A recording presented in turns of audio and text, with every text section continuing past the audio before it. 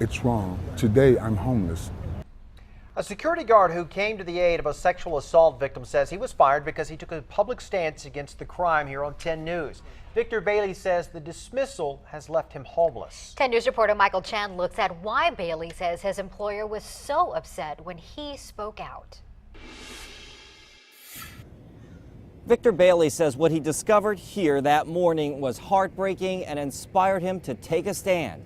He says he was fired for it. In June, overnight, a crime scene outside the winter homeless shelter in the East Village. Broken beer bottles mark the spot where a woman says a man offered her shelter in his car, then tried to rape her. Took my flashlight to shine it upon her. Shelter security guard Victor Bailey was one of 2 guards who found and comforted the distraught woman. Bailey called 911 and then gave 10 News an interview. I believe that women are taken advantage of. A day later, he says he was reprimanded for talking to the media without approval, a policy he was unaware of.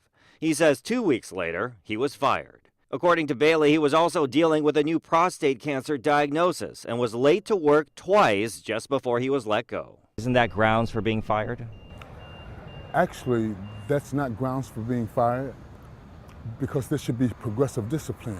Bailey says he never got a warning. The head of the Alpha Project, which runs the winter shelter, says he can't legally discuss personnel matters, but told us we routinely give our employees multiple chances. It's 100% untrue that Mr. Bailey was fired because of the interview. The group also disputes the date Bailey was fired, contending he was let go 7 weeks after the interview. Bailey, who got off the streets when he was hired as a guard in November, is now homeless again. It's wrong. They hired me to do what's right to help people, and I did that. Michael Chen, 10 News. Now, the Alpha Project says they do require approval for media interviews because the group does receive city funds for the shelter. The attempted rape case is still unsolved.